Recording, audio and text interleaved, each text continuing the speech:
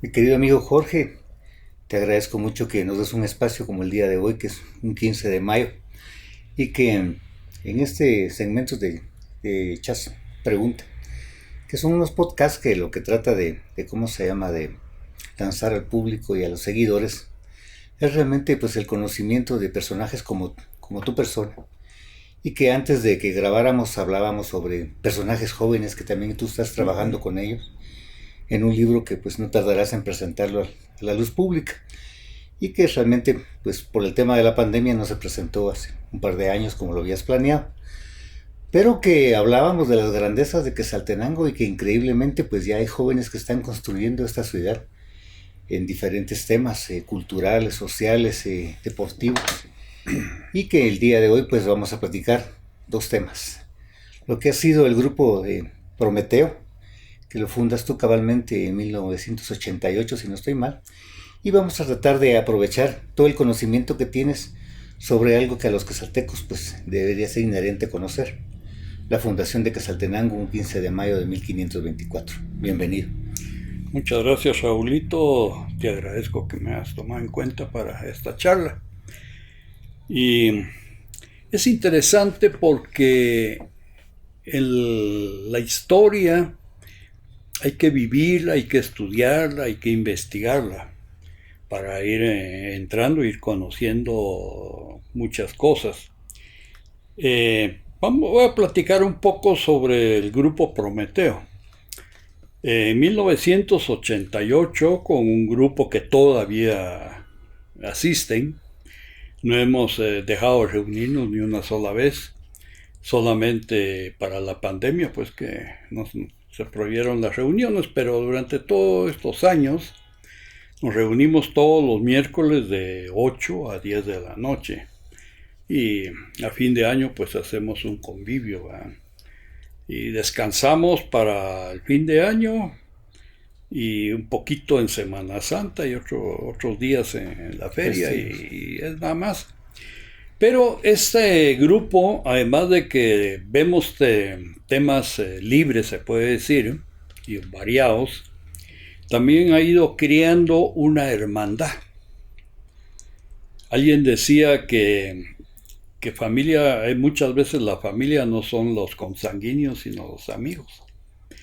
Y lo hemos notado porque en estos 2 años de pandemia todos hemos estado atentos, cómo están todos los miembros, nos comunicamos, tenemos un promedio de 20, 22, 25 miembros.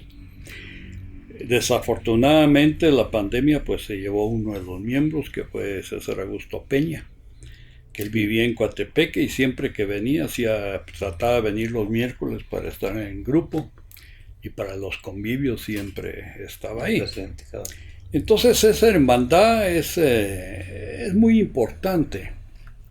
En el grupo evitamos platicar cosas o tocar temas de religión o de política, ¿verdad? Sino hay otros temas, hay historia. También invitamos a alguien que nos venga a dar una charla. Entonces ya pronto vamos a reiniciar el grupo. Ya todos están pidiendo que ya se quieren reunir, que quieren contar todo lo que pasó en estos 2 años, ¿verdad? Así claro. que hay bastantes cosas para platicar. que hacer. Entonces eso es así una breve historia. El grupo se llama Prometeo, y que se robó la luz de los dioses y se lo dio a los humanos. Otros dicen que fue el conocimiento, pero ese fue el nombre que le pusimos. Claro. Y también te recuerdo que siempre has asistido a nuestras reuniones, algunas, y siempre los convivios. Hemos estado presentes. Hemos estado presentes y todo. Hay muchas cosas que platicar. Hay otro grupo que también por ahí, más o menos por esos años se fundó, que fueron los Quijotes. Sí. Entonces somos los dos grupos que todavía nos mantenemos. Y como decías, pues también yo en mis ratos libres me dedico a escribir, me gusta investigar. Llevo más o menos como 18 libros que he escrito, Casi todos son de historia de Quetzaltenango. Otros son he escrito también temas familiares, he escrito un libro tres libros de misticismo y uno de relatos que se llama El burrito heladero. Sí. Muy pronto espero que a fin de mes pueda yo presentar el libro Personajes 5 o Personajes 4, Nueva Generación, donde casi todos los personajes son personas, muchachos, que están entre los 20, 30, 35, 40 años más, ¿verdad? Y otro libro que el día que iba a hacer la presentación fue cuando pusieron las restricciones de la pandemia, ya no lo pude presentar, que son Casonas y Negocios de Antaño. Ese libro está más dirigido a las personas de la tercera edad, porque ahí hablo yo, pongamos, del Salón Pájaro Azul, sí, ¿ya? Que ahorita nadie sabe qué era el Pájaro Azul, pero de la tercera edad se acuerda, sí, es que ahí conocí a mi esposa y esto y el otro. Ahí está, entonces, muchos negocios que ya están desaparecidos están en ese libro. Y la Selecta, la Dionar, Montblanc, en fin, una cantidad, Balbolán y todos ellos. Y también muchos negocios de antaño que quise yo poner, pero ya no había ninguna información. Inclusive es muy difícil, porque comienza uno, ¿y quién era el dueño y cuándo lo fundaron y esto y el otro? Y nadie sabe nada. Sí, tal vez se podría conseguir, una información leve con algunas pasquines o libretos o libros de publicidad de la feria, ¿no? Sí. Que publicitaban, por ejemplo, algunas empresas o casas o sastrerías o que lo hacían, ¿verdad? Entonces, del Vecchio, por ejemplo. Sí, los uniformes, ahí vendían las gorras. Sí. Y es interesante, tal vez más adelante podemos platicar sobre casonas y negocios de antaño. Y hay de revistas de ferias, revistas antiguas, tuve que sacar mucha información. Sí. Los productos que elaboraba Botrán, la tabacalera, la fábrica de cigarrillos, sí. ¿verdad? Teníamos 2 tabacaleras aquí, ¿verdad? La Altense fue la que estuvo, que era de los Galvez. Cigarrillos Tecumumán. Eso lo producían ellos. Sí. Y había uno también que se llamaba Pisote. Ese no sabía.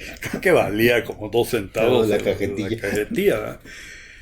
Pero cuando uno lee eso, uno se va acordando de tantas cosas que son lo que va formando los recuerdos. Claro. Porque los que estamos ya en la tercera edad tenemos un problema, que nuestro círculo de amistades, de conocidos se va reduciendo. Claro. Entonces, cuando uno quiere platicar de la época que uno era estudiante o que era joven, que uno iba a las fiestas, o comentar que se haría aquella novia, que ya no la volvía a ver y todo eso, ya no hay. Sí, es cierto. Y los que todavía están vivos y recuerdan eso, tienen Alzheimer, ya menos se acuerdan todavía. Entonces, ese es uno de los problemas, ¿verdad?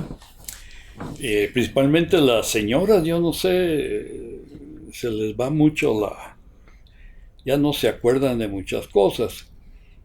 Entonces, por eso fue que escribí yo ese libro de negocios y casonas. Y casonas, ¿verdad? Casas antiguas, digamos, Vía Lesbia, y todo eso.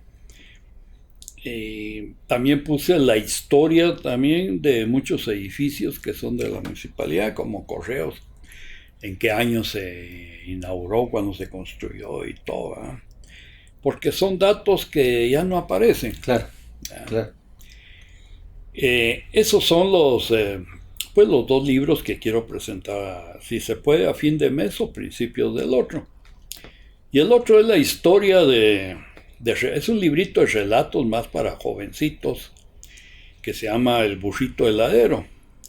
Y el que va narrando toda la historia es el burro. Entonces, cuando yo escribí ese libro, yo tuve que meterme en la mente del burro. Y el burro va criticando a los humanos, ¿verdad?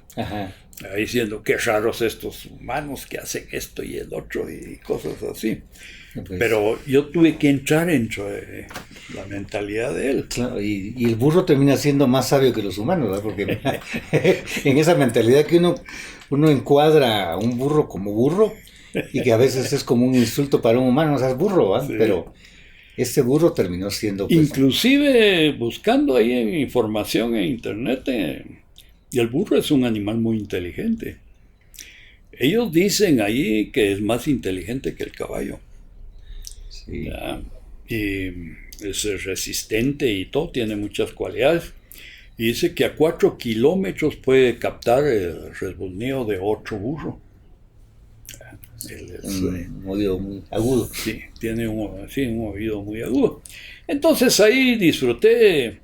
El librito pues está dividido en una serie de cuentos que va contando él. Porque resulta que este burrito nació allá por un pueblito pegado a Sija y lo trajeron a vender a San Juan Ostoncalco y aquí lo compró un señor que vivía aquí en Checaracó, por ahí, ¿verdad? Ajá. El abuelito, y se murió el señor y entonces no sabían qué hacer con el burrito. Y el nieto le quedó el burrito y el nieto pues dice, ¿qué hago con el burro? Y le puso un letrero, se vende este burro, y lo sacó a pasear y nadie lo compró. Y total, le puso otro que decía, se alquila y tampoco, ¿eh? Entonces se le vino la idea de que él iba a hacer una carreta de helados y se la iba a poner al burro y iba a salir a vender helado, ¿eh? Entonces cada vez que salen en la carreta y van por todas las calles, el burrito va contando historias de lo que va viendo. Y va escribiendo. Sí. Ah, sí. Como una vez pasa y iba un desfile de un circo. Uh-huh.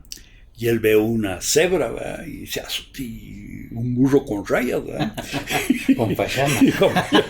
Y se enamora del burrito y de la burrita, de la cebra, ¿verdad? Y así hay un montón de historias y todas pues terminan con un consejo que da ahí, ¿verdad? Entonces eso fue un libro que me gustó y lo escribí cabalmente en la pandemia, ¿verdad? Que fue más terapéutico, creo yo. Que sí, el burrito me ayudó más porque así va uno sacando todo. Claro. Entonces esos son los 3 proyectos que tengo para fin de mes o principios del otro.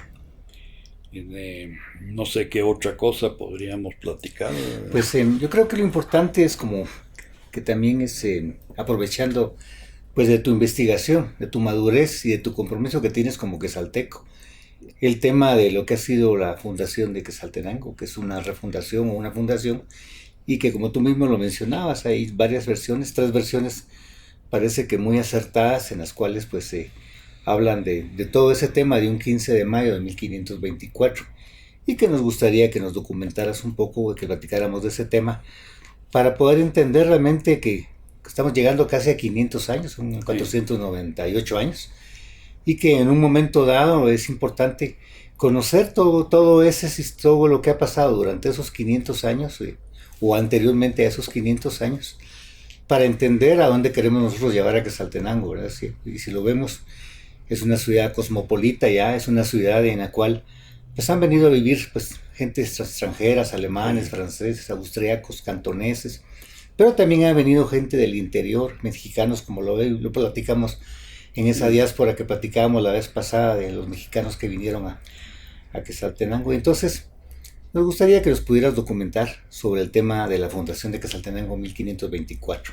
Sí, es un tema bastante interesante y hay mucha desinformación y casi todos, pues, como el síndrome del lorito, ¿va? Que repiten y repiten lo que les enseñaron o lo que aparece por ahí, sí. Han oído. Y como decías, que Quetzaltenango ha tenido varias emigraciones. En 1861 fue la inmigración mexicana, vinieron más de 100 familias mexicanas aquí, familias. Y aquí se quedaron, aquí se asentaron en Quetzaltenango. Era gente muy culta y traían capital, traían dinero y se fincaron aquí. La inmigración también de los alemanes, de los holandeses que tenían comenzaron con las primeras fincas en la Boca Costa. Luego también hubo una pequeña inmigración de italianos.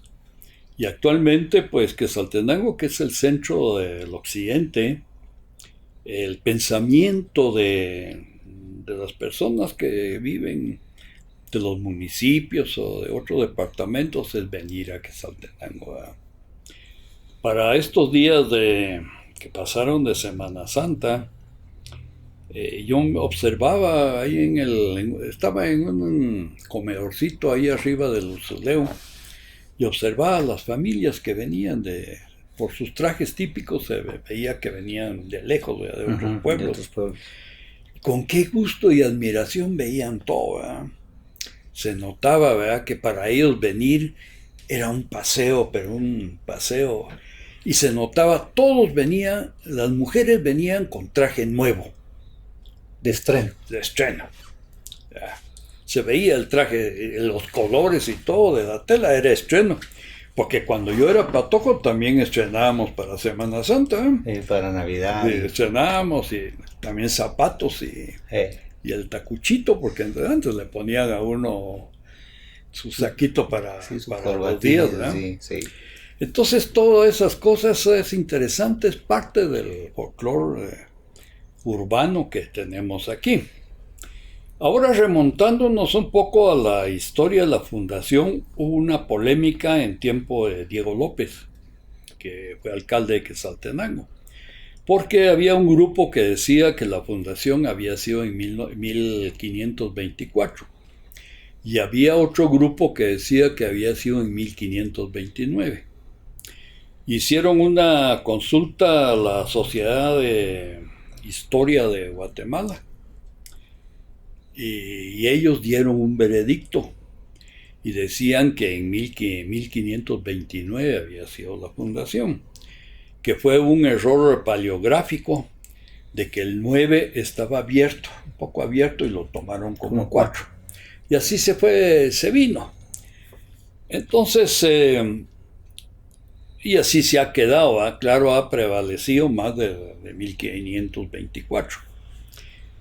Hay un historiador que su tesis doctoral fue una tesis que él hizo directamente sobre Quetzaltenango, desde 1520 hasta 1900, abarca 1800.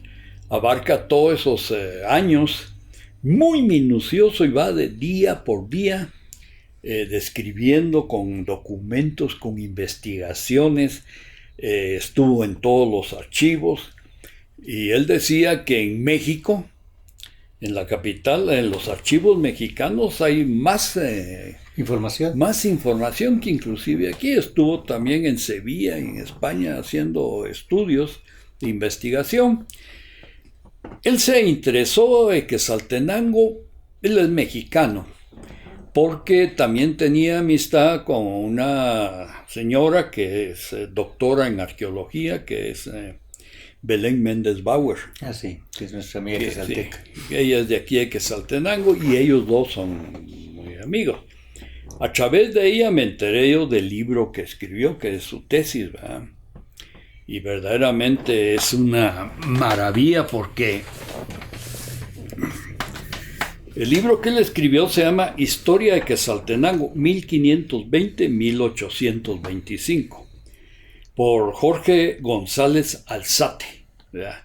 Es su tesis doctoral. Y este libro está escrito en letra pequeña y tiene todos los datos económicos, religiosos, sociales, nombre de las familias, todo. Le llevó varios años preparar este libro. Y encima de eso también hay otros que escribieron sobre Quetzaltenango, y Belén también investigó algo. Roberto Gutiérrez también en su libro también escribió. Entonces yo voy a leer 3 versiones diferentes. Y hay que cada quien pues tome su decisión. Sí, porque uno va a exponer, pero claro, no puede uno decir esta es la verdadera, porque todas tienen validez. Entonces, pero sí es muy, muy interesante este tema, que lo desconoce mucho la población de Quetzaltenango. Voy a comenzar por lo que escribió Belén. Son fragmentos pequeños, ¿verdad? Dice Belén Méndez Bauer, escribió esto el 17 de mayo. Dice, bueno, regresando a los 492 años, que ahorita es un poco más, de la fundación de Quetzaltenango, es importante recordar que en 1524, cuando se fundó Quetzaltenango, previamente existía un asentamiento humano. Por lo tanto, no hay fundación, sino una imposición de nuevas autoridades. De un nuevo nombre y de una nueva forma de vida. Ese mismo año no se fundó Quetzaltenango como una ciudad o como la futura capital del estado de Los Altos. Se renombró este lugar como un pueblo de indios para agrupar a los quichés que vivían en el valle. En realidad no es una fecha para celebrar el cumpleaños de Quetzaltenango, es realmente una fecha para conmemorar la capacidad de negociación que lograron tener nuestros antepasados quichés para mantener muchas de las costumbres y tradiciones que hoy día tenemos, entre ellas el amor a estas tierras que nos dan el orgullo de ser quetzaltecos. Este es un extracto de lo que escribió Belén. Ella ha hecho muchos trabajos de arqueología aquí en Quetzaltenango, aquí en las faldas del volcán de Santa María. Y también del Cerro Quemado. Sí. Ahora voy a platicar lo que escribió Roberto Gutiérrez Martínez en marzo del 2019. Dice, Origen del municipio de Quetzaltenango, capítulo 5, época precolombina. El territorio que hoy ocupa el municipio de Quetzaltenango fue originalmente habitado por mames, según lo refiere el título real de don Francisco Ixquín de Nejaid, 1558. Los mames le denominaron a este lugar Culajá, que significa garganta de agua. Yo siempre he tenido la duda, ¿dónde está esa garganta de agua? Puede ser que sea el cañón del Samalá, ahí por Sonil, ¿verdad? O aquella caída de que está ahí por, ¿cómo se llama? San Francisco. Cuatro Caminos. Alto, sí, Cuatro Caminos, por ahí. Luego, en el siglo XV, los quichés les invadieron y obligaron a abandonar este lugar, refugiándose los mames en lo que hoy es San Marcos y Huehuetenango. Los quichés, una vez instalados, denominaron al territorio como Xelajú Quiej, nombre que hace referencia a Xelajú Noj, palabra compuesta por el prefijo Xe, que significa debajo, de Lajú Noj, denominación con que se conocía el volcán que explotó en el año de 1785 y que hoy conocemos como Cerro Quemado, situado muy cerca de La Pedrera en la salida hacia Almolonga. Voy a hablar un pequeño paréntesis. En 1921, en un acta municipal, mandaron una comisión al Cerro Quemado porque estaba echando humo y ceniza. Sí, se había activado Si no era un volcán muerto, sino... No es un volcán muerto, inclusive el parque geotérmico que está a las faldas del otro lado están produciendo energía. Sí. Bueno, es un paréntesis. El 15 de mayo de 1524, Pedro de Alvarado funda el pueblo en el lugar que hoy ocupa la vía de Salcajá. Eso es muy importante. Asignándole el nombre nahual de Quetzaltenango, que significa en las murallas del Quetzal. El pueblo es trasladado 4 años más tarde, dice, a su sitio actual. O sea, de Salcajá trasladaron Quetzaltenango aquí al sitio actual. Según relato del cronista Francisco Vázquez, en el año de 1572, la población era de 1,000 habitantes. Según informes de Juan Chávez, encomendero encargado de trasladar los tributos a la Real Corona. Si multiplicamos por 5 los habitantes, teníamos una población de 6,000 habitantes, que es más o menos promedio de una familia. El territorio del actual Quetzaltenango fue sede de grandes señoríos, quiché y mames, por lo que el momento de la conquista de los españoles encontraron una alta densidad poblacional con niveles de desarrollo relativamente elevados. Esto es muy importante, elevados. Por ello la resistencia fue feroz, como lo relata en la batalla de los Llanos del Pinal en febrero de 1524, en la cual murió el legendario Tecumumán y con ello dio inicio la derrota de los quichés. Inmediatamente después se instaló el régimen colonial en Quetzaltenango, siendo una de las zonas más azotadas por el efecto de las reducciones de los pueblos de indios, porque no había en realidad un pueblo, sino estaba muy disperso, entonces los redujeron, y en otros libros que he leído los concentraron en la parte de San Bartolomé, ahí arriba. Ya, transfiguración. Sí, transfiguración, ¿verdad? El pueblo de indios, así como los repartimientos que desarraigaron a numerosas familias de sus comunidades originales. Esto fue lo que escribió Roberto Gutiérrez. Ahora voy a leerles a ustedes la investigación que hizo Alzate, esa investigación que es bastante interesante. Aquí tengo subrayado donde está lo que vamos a platicar. Tras las victorias españoles, Alvarado levantó un campamento provisional en las afueras de Xelajú llamado Salcajá, hoy día Salcajá.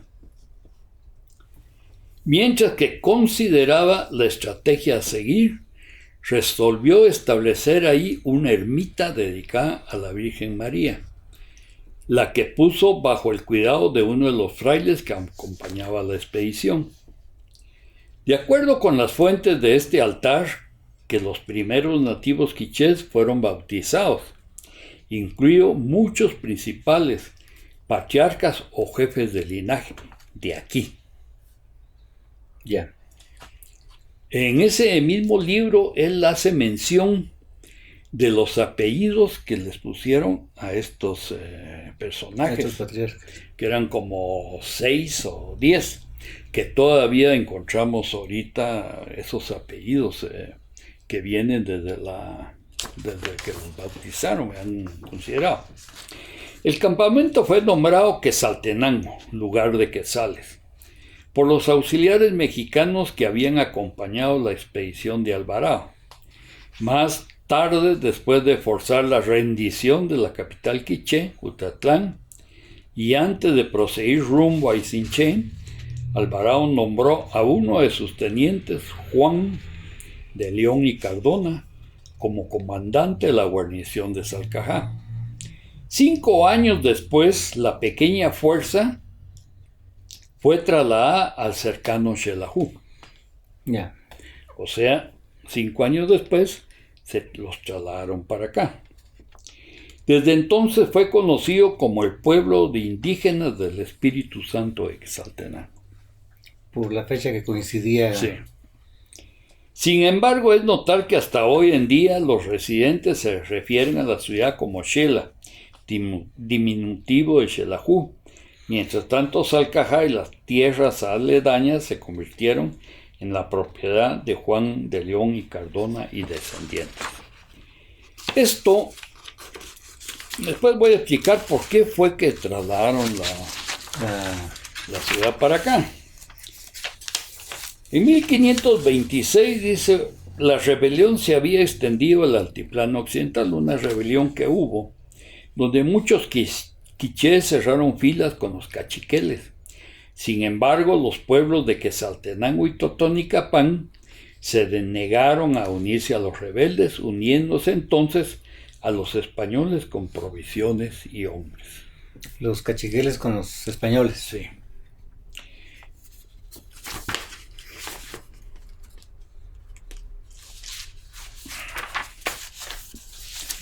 La experiencia colonial hasta la década de 1670 para los habitantes aborígenes de Quetzaltenango y el resto del altiplano occidental, la conquista y eventual afianzamiento del régimen colonial se tradujo en subordinación a los conquistadores y en última instancia a las autoridades del emperador español con el estatus de vasallos libres tributarios. Esta es el extracto de lo que está en el libro que escribió este doctor Alzate sobre la historia. Cuando ellos decidieron trasladarse para Quetzaltenango de Salcajá, fue porque se sentían más seguros por la población que estaba aquí. Ellos tenían un poco de resentimiento de San Cristóbal, porque eran pocos españoles y como habían habido estas sublevaciones, entonces ellos temían que la sublevación llegaran y los mataran a todos, ¿verdad? Entonces ellos decidieron que por ser gente que había más nobleza, gente más trabajadora y todo aquí, se trasladaban aquí. Ese fue uno de los motivos. Ahora aquí viene, les voy a leer un pequeño dato y después voy a comentar ese dato. Dice, la catedral de Quetzaltenango, también llamada Catedral del Espíritu Santo de Quetzaltenango, es una iglesia ubicada en el centro histórico de Quetzaltenango, en la cabecera del departamento de Quetzaltenango. Su construcción empezó el 19 de mayo de 1532, 8 años después. ¿Vieron lo cercano que está? Con motivo de celebrarse las fiestas del Espíritu Santo, con la presencia del obispo Francisco Marroquín. En 1899 fue remodelada en un gran porcentaje debido a su deterioro por diversos terremotos. Entonces, yo siempre he tomado que en realidad la fecha que deberíamos de tomar como fundación de un pueblo es cuando se pone la primera piedra de la iglesia. Porque eso significa que ya hay una comunidad que está apoyando la construcción, ¿verdad? Claro. Entonces, esas son la historia de lo que se sabe de la fundación, ¿verdad? La iglesia, el obispo Marroquín vino la primera vez a trazar la iglesia. La catedral, que en realidad era una iglesia muy pequeña. Solo una nave. Conservamos ahorita la fachada, lo que está ahí. Y el resto estaba la casa parroquial y el cementerio. Cuando construyeron el centro comercial municipal, encontraron una cantidad grande de osamenta porque era parte del cementerio de Quetzaltenango. Ese es cuando se incendia el mercado, ¿eh? Cuando se incendia el mercado. Fue en la época de don Augusto Calderón, que era alcalde de Quetzaltenango. Sí. ¿Ya? Entonces, ahí vemos que hay varias fechas. Y lo que dice Belén, ¿verdad? No fue fundación, la fundación fue en Salcajá. Trasladaron después la ciudad para acá. Y ellos ahí pues tomaban Salcajá como parte de Quetzaltenango, ¿verdad? Cercana y todo. Normalmente la fundación de los pueblos siempre están cerca de manantiales de agua o de ríos. Y aquí en Quetzaltenango, pues yo desde que era pequeño, la Ciénega, esa era una laguneta gigantesca. Y sí, habían unos caminitos ahí y uno tenía que ir con cuidado y no pararse en los sapos, en las ranas, en todo el montón de animalitos que había ahí. Y habían 7 nacimientos de agua, los 7 chorros, que ya han desaparecido casi. Esos chorros entonces tenían la cercanía de la laguna, el agua potable, y la fundaron pues aquí la ciudad. Entonces ese es más o menos un bosquejo general de lo que fue la fundación. Ahora cada quien pues puede sacar la conclusión que quiera, porque alguien dice que fue fundado ahí abajo del limbo, atrás del limbo, sí, pues, que hay una placa ahí, y en fin, pero por lo que hemos visto fue donde está actualmente la iglesia donde se fundó, ¿verdad? Porque ahí fue la reducción también de todos los indígenas, familias que vivían en que estaban regadas en el valle. Entonces la reducción es llevarlos y poder formar una comunidad, un pueblo. Yeah. Ese es pues lo que puedo yo explicarle. No sé, Raulito, ¿hay alguna duda o que podamos ampliar? Bueno, entre lo que nos enseñaron ahí en sexto grado, y nos explicaban los profesores de geografía y de sociales, los profesores Moyer, hablaban ellos sobre una batalla sobre los llanos de Urbina, y aquí hablan sobre los llanos del Pinal. Entonces, inclusive, ahorita que está ese tema candente de lo que es del llano y todo el tema del pote y todo lo que está pasando allá, platicábamos con una persona que él tiene una especie como de querella hacia el Estado, porque ellos dicen que 483 hectáreas son quichés, y que la municipalidad en un momento dado se la refirió y la inscribió a su nombre, a Quetzaltenango. Entonces, pero que toda la región básicamente, que no se conocían ni siquiera los límites entre La Esperanza y San Mateo, que eran parte de Quetzaltenango, son quichés, son de familias quichés, y que en ningún momento dado se le vendió, quién vendió esas propiedades a la municipalidad, para que la municipalidad pudiera disponer de eso. Entonces, creo que eso no prosperó al final, y le dejaron como detenido porque no había mayor información sobre ello. Sí, sí. Es que también 4 años, más o menos, después de que vino Alvarado, vino Jorge de Alvarado, el hermano, que él era pacificador. Pedro Alvarado era el conquistador, el que venía abriendo camino, conquistando. Y Jorge Alvarado, el pacificador, que venía fundando ciudades y todo. Y traían una cantidad muy grande de indígenas. Pero mexicanos. Mexicanos, ¿verdad? Muchos, muchos. Y el famoso lienzo no se me queda ese nombre porque Chichicateca, una cosa así. Sí, muy largo, donde viene la descripción de todo. Les fueron dando tierras aquí, porque ellos venían apoyando a las tropas españolas que traía Jorge, ¿verdad? Entonces también hubo una como simbiosis, en que los indígenas que venían, pues se quedaron y se mezclaron aquí, ¿verdad? Porque recordemos que yo estuve leyendo una vez cómo se formaba un ejército español para conquistar, ¿verdad? En realidad el que iba a conquistar era el que organizaba todo, no era la realeza. Ajá. Él les pagaba y todo, reunía a la gente. No tenían uniformes, no tenía eso, es que venían todos con yelmo y coraza. Venían. Y detrás de cada conquistador venía la familia.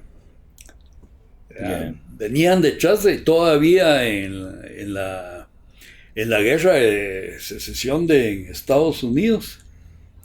Los soldados iban con todas sus familias en carretas y la familia cocinaba, y cuando terminaba la guerra en la tarde, la batalla, se iban ahí a dormir con la familia. Entonces aquí pasó lo mismo. Detrás de las tropas españolas venían las familias que venían apoyando a la gente que venía. Los indígenas no venían solos, traían familia. Sí, pues. Y se asentaron aquí, se quedaron, ¿verdad? Por eso escribieron el lienzo, para irles a relatar allá en Tlaxcala. Ajá. Que se llama cómo habían sido las batallas aquí, porque ellos ya no pensaban regresar, sino se iban a quedar. Claro. Sí. Entonces, son todo eso, son cosas que se movieron, ¿verdad? Que pasaron ya casi 500 años de eso, ya estamos cerca. Sí, porque al final, ¿qué sentido tenía que los tlaxcaltecas y los nahuas vinieran y expusieran su sangre y su cuerpo en una batalla que no era la de ellos, sino era la promesa de que les iban a entregar tierras y que podían ellos crear pues un pueblo y una sociedad y tener una vida próspera después, ¿verdad? Para que esa era la intención de ellos, de venir realmente apoyando eso, porque al final no era una venganza ni era una batalla en contra de los quichés, contra los tlaxcaltecas o los nahuas, sino realmente fue la promesa que se les hizo a ellos de que al llegar allá se les iba a repartir tierras para que pudieran empezar a vivir y tener, pues, y que sobre todo las tierras eran apetecibles, pues, porque eran unas tierras agrícolas, pues, realmente que sí tenían un fruto, porque había una ruta inclusive de los cocoteros, y había una ruta que era importantísima para ellos. Ese fue el desplazamiento que hacen los quichés hacia los ¿cómo se llaman? Los mames. Porque las tierras eran muy ricas, entonces. Sí. Pues les digo que es bien interesante.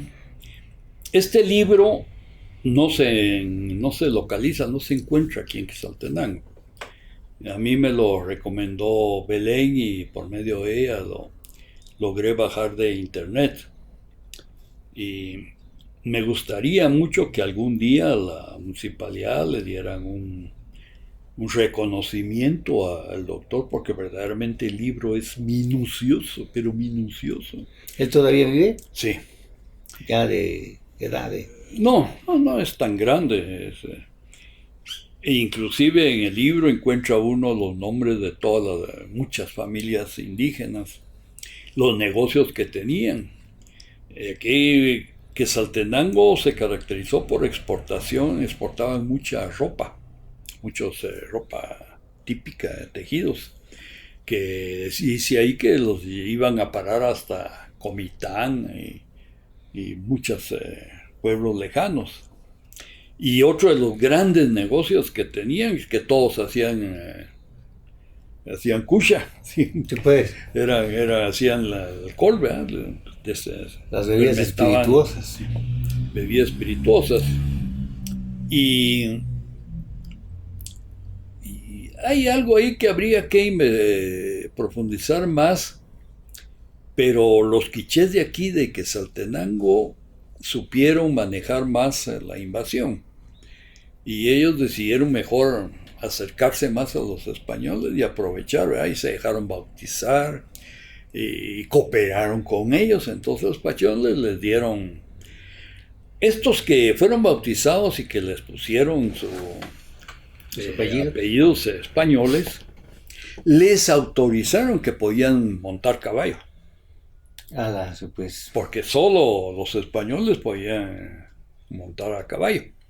Pero a ellos sí les dieron una autorización, ¿verdad? O sea que ya eran indígenas, pero gente especial, de abolengo, pues, porque ellos venían de la nobleza quiché que había aquí en Quetzaltenango. Y todo eso aparece en este libro, es muy detallado, yo tardé creo casi como 3 meses en leerlo, porque hay que leerlo muy despacio. Claro, para ir asimilando todos los datos. Para ir asimilando y todos los detalles. Entonces, eso es lo que puedo yo ahorita de platicar. Y habían, sea que en Salcajá se fundó Quetzaltenango o aquí, debemos de celebrar, porque es una fecha importante para nuestro pueblo. Claro. Que fue en el 29 o en el 24, yo más me inclino el 24 en Salcajá y posiblemente el 29 aquí en Quetzaltenango. Entonces sí debemos de celebrar este cumpleaños, este aniversario de la fundación, ¿verdad? Es un dato muy importante.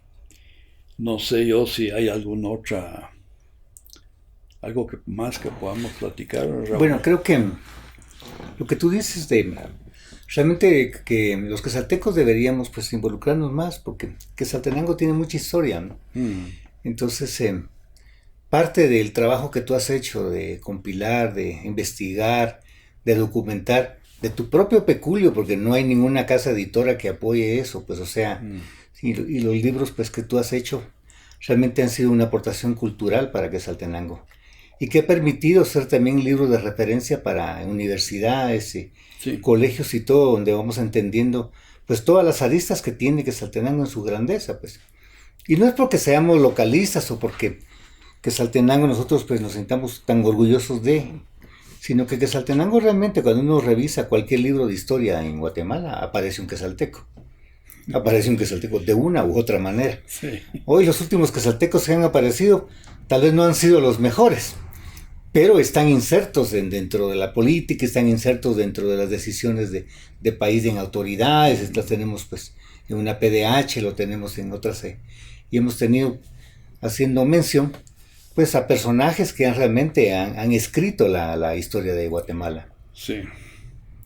Cuando yo estuve en la municipalidad, en 1976, el BID, el Banco Internacional de Desarrollo, escogió un país de los 5 de Centroamérica para hacer un estudio de desarrollo. De los 5 países que al final se quedaron fue con Guatemala. Y de Guatemala escogieron Quetzaltenango para hacer el plan de desarrollo e investigación. Estuvieron 3 años trabajando aquí, en un grupo de intelectuales, habían economistas, había arqueólogos, habían de todo.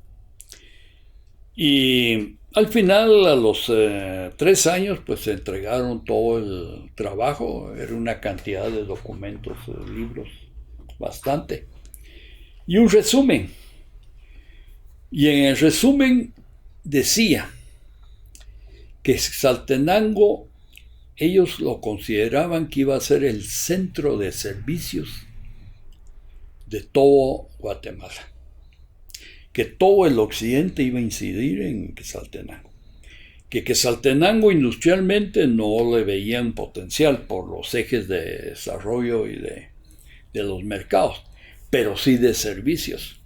Y no solo es Quetzaltenango un centro de servicios del occidente, sino también del sur de México, porque muchos mexicanos que viven cerca, que viven del otro lado de la frontera, vienen a Quetzaltenango. Cuando uno va a donde un médico, siempre encuentra que hay pacientes, es que yo soy de San Marcos, que yo soy de Huehue, que yo vengo del otro lado de Comitán, que yo vengo de Tapachula, ¿verdad? Siempre hay gente del occidente que su centro de comercial y de incidencia es Quetzaltenango. Al principio la capital no se daban cuenta del potencial económico de Quetzaltenango, hasta que inclusive Campero puso su primer restaurante. Su restaurante, pero hasta que ya había un montón en Guatemala, ¿eh? Y en otros departamentos. Pero cuando de repente descubrieron que aquí el movimiento financiero, económico, era muy fuerte en Quetzaltenango, ¿eh? Entonces comenzaron ya a pasar todas las agencias, sucursales y darle ese empuje a Quetzaltenango. Y se ve que cada día pues hay empresas de la capital que vienen, ¿verdad? Y Quetzaltenango de aquí con los años va a ser un centro financiero muy fuerte. La estadística del censo solo de la ciudad del casco de Quetzaltenango no pasa de 150,000, pero de todo el valle, de todo las colonias y todo lo que está alrededor de Quetzaltenango pasa más del 1,000,000 o 2, ¿verdad? La población es grande aquí. Yo me acuerdo que antes de la pandemia, a las 7 de la mañana, se paraba uno en cualquier calle por aquí, era un desfile de gente que venían a las escuelas, que venían a los mercados y todo, y venían, ¿verdad? Que los autobuses, las camionetas los dejaban por arriba y se venían a pie, ¿verdad? Entonces, todas esas cosas las estamos viendo. Claro, cuesta desarrollar un pueblo, ¿verdad? Es una lucha, sí. Y tiene que haber una cooperación de todos. Porque sí, no se puede trabajar solo el gobierno municipal, no puede trabajar si no tiene el apoyo de la población. Pero creo que lo que nos ha fallado es, por ejemplo, todo ese estudio que hace el Banco Interamericano de Desarrollo, que lo presenta, que era un instrumento para empezar a entender a dónde queríamos llevar a Quetzaltenango en 50 años, por ejemplo, quedó engavetado, ¿eh? Entonces, la mayoría de funcionarios que pasaron después, pues ejercían su ¿cómo se llama? Su autoridad, sus 4 años y todo, y en algunas tuvieron incidencias en diferentes actividades como culturales, deportivas, sociales y todo, pues. Creo que Quetzaltenango entra como en un marasmo, en un adormecimiento hasta los años 70, 76, cuando el terremoto. De ahí comienza realmente como a despertar, como que el mismo terremoto sacudió a Quetzaltenango y empieza a volverse interesante, empiezan las familias a venir, empieza cabalmente, inclusive empiezan a desaparecer las industrias, ¿verdad? Desaparece Lozano, Valvolán, LW, las de tejidos como Wolf, ¿cómo se llama? Zeppelin, que todavía existe, pero Montblanc, todos los tejidos Shequigel, todos esos tejidos van desapareciendo. Pues primeramente por las pacas, posiblemente por esta ropa americana. Segundo, porque aparentemente no se podía garantizar energía eléctrica industrial sobre eso, ¿verdad? Eso hace que como lo que tú dices, ese estudio que hace el Banco Interamericano de Desarrollo realmente ve las condiciones topográficas, el tipo de población, el tipo antropológico, y logra entender que Quetzaltenango es una estructura ideal para servicios, y hoy lo podemos ver con el tema de los call centers, por ejemplo, son miles de jóvenes trabajando en 2-3 call centers, vemos muchos servicios que se puedan dar ya de ahí. Entonces, lo que no hemos visto realmente es un desarrollo organizado. O sea, tú tienes la bondad de vivir en esta ampliación que hace Francisco Vela cuando divide la ciudad y hace la nueva democracia, ¿verdad? Calles de 21 metros cuadrados de calle. Es una cuadrícula que la podemos ver en una fotografía aérea de 1950. Es la única parte que se ve realmente cuadriculada, y de ahí son callejones, son pequeñas callecitas y todo, y que lamentablemente después continuamos con la misma metodología de hacer pequeños callejones y callecitas. Entonces no ha habido realmente un plan que diga uno que Quetzaltenango en el año 2050 va a llegar a hacer esto y vamos a luchar por esto, y venderle cabalmente lo que tú dices a la población, el hecho de decir, bueno, mire, si usted me cede 2 metros de su terreno, usted va a tener una calle que le va a permitir a usted poder hasta parquear su carro enfrente. Pero si no es un callejón, y si hay un incendio, usted no puede esperar que la motobomba logre entrar hasta aquí. La tenemos que dejar a 8 cuadras y con mangueras llegar hasta donde esté usted. Entonces, yo creo que no ha habido un documento después que permita entender hacia dónde queremos llegar a la ciudad. Tenemos pues esa influencia que teníamos hace 2 años, lo que tú decías. Todos los estudiantes que venían a las universidades, 9 universidades trabajando, y los fines de semana uno miraba a gente que venía de otros municipios, de otros pueblos a estudiar el fin de semana. Entonces Quetzaltenango se multiplicó en servicios, en restaurantes, en hoteles, en viviendas, en notificaciones y todo, a través de la vida social y de la vida, ¿cómo se llama?, que se estaba dando, ¿verdad? Sí, sí, así ha sido, y por eso debemos investigar y profundizar en... Muchas veces la historia se repite, solo cambian los actores, dice, pero la función...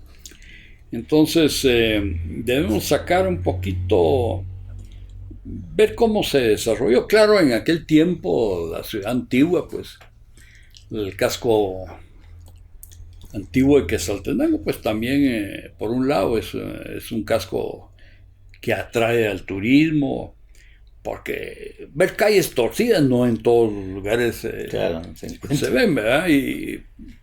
Y si la municipalidad pues vela en que se arregle, que se trate de ir arreglando las calles y todo, pues eso atrae a la gente, ¿verdad? Los mochileros he visto que les gusta más estar allá en el centro y no les gusta venirse por aquí, ¿verdad? Claro, porque tienen de lo mismo ellos en su país, tienen los grandes moles, edificios, vidrios, Sí. y en cambio ese centro histórico nuestro, ¿verdad?, que realmente es Y que Saltenango ya había, antes de la pandemia, también tenía un auge en centros de diversión nocturno, pues había muchos cafés, muchos bares donde alguien llegaba con una guitarra y se ponía a tocar, y eso era una atracción. Yo creo que ahorita estamos en un periodo también en que vuelve otra vez ya la normalidad en cierta forma, sí. El domingo estuve en el Utzuleo y era imposible encontrar ahí una mesa para sentarse. Era una cantidad bárbara de gente. En todos lados se veía gente y gente y gente, como que todos al mismo tiempo. Bueno, vamos a salir, ya terminó la pandemia y vamos y démosle para adelante, ¿verdad? Cabal, sí. Los restaurantes no terminaban de servir y servir y servir. Entonces yo sí tengo fe y que sí viene ahorita un despunte, una subida de esto después de... Porque esta pandemia, 2 años de estar encerrado. Mi mamá me contaba cuando ella pasó la peste española en 1917, ¿verdad?, que murieron 150,000 personas en Guatemala, Sí, pues. en una población que no llegaba ni a 2 millones, ¿verdad? Y ella fue sobreviviente de esa epidemia. Entonces, casi 100 años después, se vuelve a repetir, ¿verdad? Pero después de esa pandemia y después les cae el terremoto en Guatemala, y después comenzó Guatemala también a lograr levantarse y todo. Entonces, yo sí tengo fe en que vamos a salir adelante y se va a mejorar todo, ¿verdad? Claro. Todos van a tener una nueva perspectiva ahorita. Yo siento como que se está abriendo ya la puerta o la ventana, ¿verdad? Lo que sí podemos aseverar es que somos sobrevivientes del COVID, ¿verdad?